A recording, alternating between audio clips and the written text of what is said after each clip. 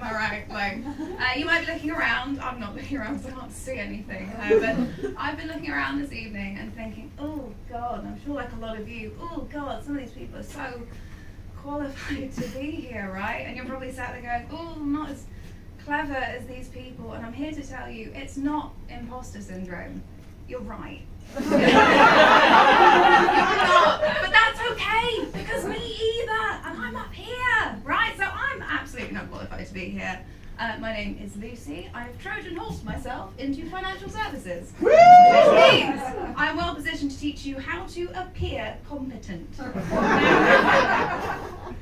Thank you. So I would, despite not being particularly qualified, I would describe myself as a woman in STEM. Systemic crisis. All the time. But before we go on this journey together, I want you to feel you can trust me, know me, tell me your bank details, PIN numbers, passports. I accept copies. But please. So I, Lucy, hi, born on the leap year, which is the 29th of February. Happens every 4 years. I had an R, thank you. Although people are like, you're the first person I've ever met. And I'm like, you're not the first person who's told me that. But no, I don't think I'm special. Statistics confirm that I am. Statistics, check. STEM. I am a child of divorce as well, but don't worry, I'm relatively well adjusted, I think. That's just something I think you should know. They tell people at school, don't they, after your parents split up, they're like, you have to be gentle with her. So I'm a child of divorce. I'm also very short-sighted. Just in general visual stuff, but also I didn't prepare a PowerPoint for this. I should have made notes. I'm a people pleaser. Oh, I hope that's all right. But no, before we kind of go into more specific things, I thought I'd talk about the interesting stuff, which is me. Things I like, talking about myself. Things I don't like, paying for therapy, which is what brings us here this evening. Things I really like, science, Showoff, thank you so much, wherever you are. Dr. Steve with the glasses. Hello. You should be the next doctor, but now it's done a D&I job, so sorry, too late. Thanks for having me. And things that I don't like, and I'm actually vehemently opposed to, and a little bit repulsed by, is childbirth. Biology and a segue, double check. Thank you. I was going to say, do we have any mothers in? Someone's asked, but do we have any mothers in? Stella, you're here. Yeah, she's there. We have a mother in, but childbirth, ugh. Women love talking about these terrifying birth stories. They are traumatic. Right, so I have a friend, her name is Ellie, and she's by all accounts a lovely, normal, in a nice, nicely intentioned, normal way human being. And I remember when she told me she was pregnant, and then it just resurfaces a year later with a baby. It's like being in Victorian England again. We sit down to catch up, we're getting coffee, and I meet the baby. Her name was Josie. She seems nice, but a little bit codependent. It's not the same having a basic boozy girls brunch anymore when someone's got a baby, I'm like, you're so needy, work on yourself. Doesn't go down well, I'm like, oh my God, stop crying, you're gonna make me cry.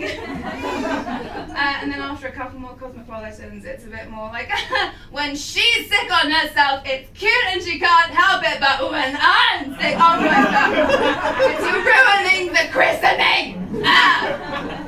No, so childbirth, but she tells me, right, she's like, do you want to hear the birth story? Are there any men in here tonight? You've heard about vasectomies, but if someone asks you, do you want to hear the birth story? You say no. Do not say yes, because you won't sleep. It was terrifying. And she's telling me about this experience, and she basically blacks out and leaves her body, and then tells me she comes to naked in a room full of strangers, screaming at them for drugs, shitting freely but not aware of it, right? And howling. If you were going to tell that story and you left out, the fact she was giving birth, which she is wont to do because she now has a baby, not worth it. She's super forgetful. No, if you left out like the I was giving birth bit, it sounds like she woke up in Train Spotting. Like, I just don't think it's for me. And I had an ex, and his mother was telling me, not like after we broke up, like when we were together, it wasn't she was like, he was a cunt from the beginning. Like it wasn't that. Am I allowed to say cunt? It's fine. So she tells me he broke her pelvis on the way out. Oh. Right, thank you. Right answer. One mother in the room. Everyone's like, oh God. Yeah, no, hideous. She didn't walk for months. Right? They both got sepsis. They nearly died. And she looks at me with this like Stepford wife, like serenity on her face, like, it was the best day of my life. It was the best day of my life. I'm like, are you sure? Blink twice if you're okay. You know? I went to Thorpe Park once and I thought that was pretty fucking cool. And I didn't break anything apart from the bank shit. No, I don't think childbirth is for me. And the thing that annoys me, right, is when I say this to women, you know, I say this to women and they're like, you'll understand when you're older, you know, you'll get it. It's the most natural thing in the world, you know. It's the most natural thing in the world. Like, your body just knows what it is. It's the most natural thing in the world. You know what else is commonplace in the natural world? Mothers eating their young. I would not rely on that. I would not rely on that. No. But I think if I was, I think I'd want to go down like the supported delivery route, you know? No, not cesarean, like Amazon delivery. Supply chain definitely a little bit questionable, but it's so convenient. Every time I order anything from Amazon, I hate myself a little more. You know what I do when I hate myself? I order something else from Amazon. Oh, it hurts so good. God. So I've been thinking about it. I've been thinking about babies. I'm not against them per se. Sounds funny though, doesn't it? Not against babies, they've just got beady little eyes and they don't pay taxes, but we're all very accepting of Jimmy Carr. No. Is that still timely? I'm sure it's fine. No. Thank you, Rosemary. I get it.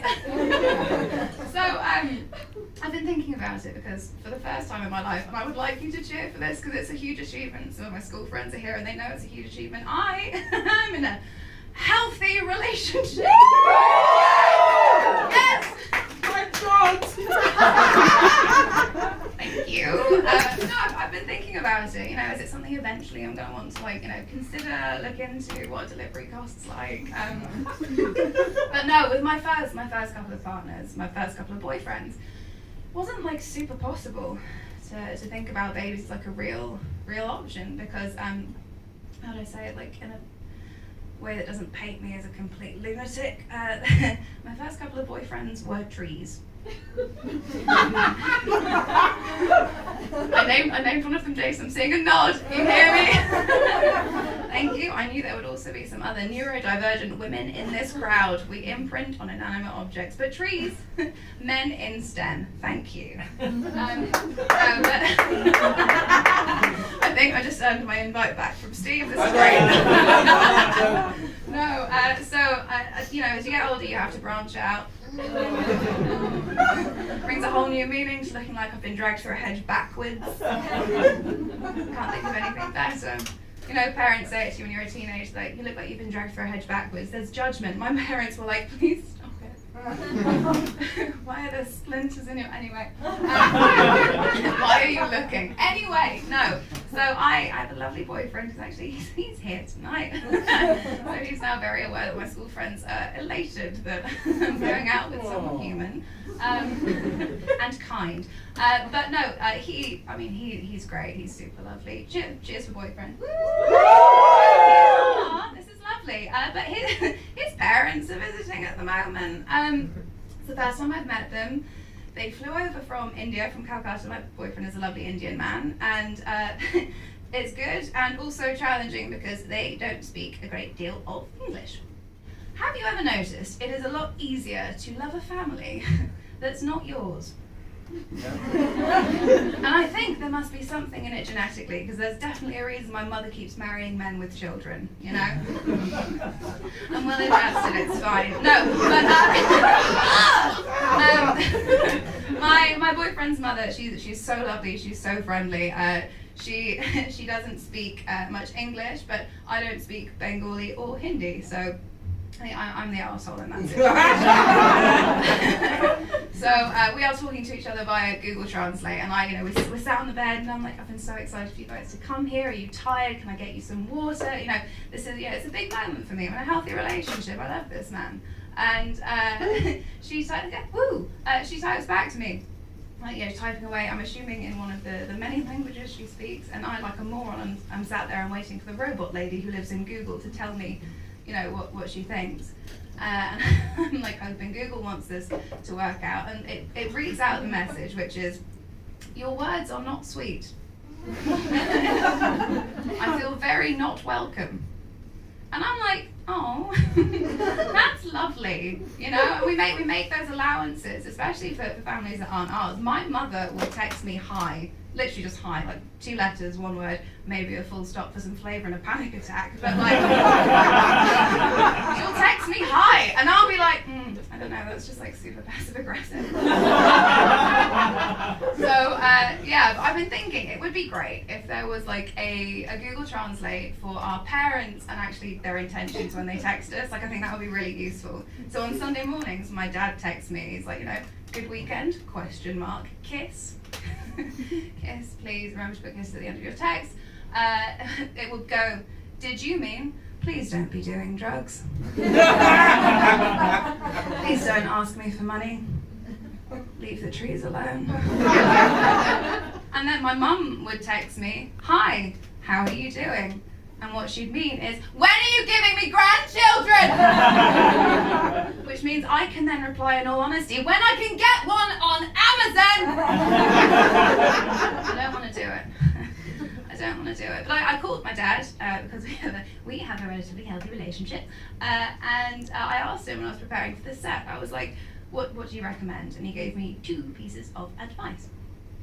One, I think he was quoting Abraham Lincoln, but again, super not fucking qualified to be here, and like, no notes, short-sighted. And he was like, better to keep quiet and have everyone think that you're an idiot than to open your mouth and prove it. I didn't super understand, but he said it was important. Thought I'd throw it in. The second one, he was like, don't do that thing where you go off on a tangent and just talk shit for ages.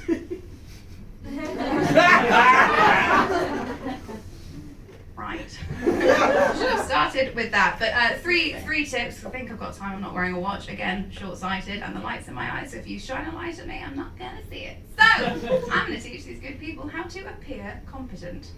The first tip of 3 is called the Socratic paradox. Anyone heard of it? Excellent. Because no one's going to tell me I'm wrong. Socratic paradox, named after Socrates, the famous sock puppet. And it's basically, the only thing that I know for definite is I know jack shit. I'm paraphrasing, again, not qualified, but don't know anything. And you can plead that in many a scenario. In the work environment, someone's like, have you got that report on the thing with the thing will be circle back? And I'm like, I plead the Socratic paradox. And they leave me alone. If you stare at them really intensely as well, it helps, but like, I don't make the rules. I'm just pretending to be here competent. Second is to use Latin, and that is because it makes you sound clever. It makes you appear relatively competent, and or that you went to a private school. And the only people who are want to correct you if you use Latin incorrectly, ad nauseum, if you will,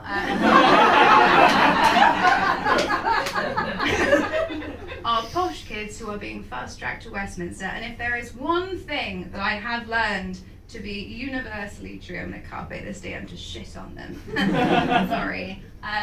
Is one thing that they hate is admitting that they're posh kids. So they are faced with an impossible conundrum. Do I out myself as a posh kid, or am I going to stand back and just smoke my rollie and pretend I don't have generations of wealth behind me? They will not correct you. And bonus tip, actually, if you don't like situations where you want to be corrected, you can just kind of walk out. This isn't to sound competent, by the way. This is sound completely the fucking opposite. This makes you sound like a mystical witch.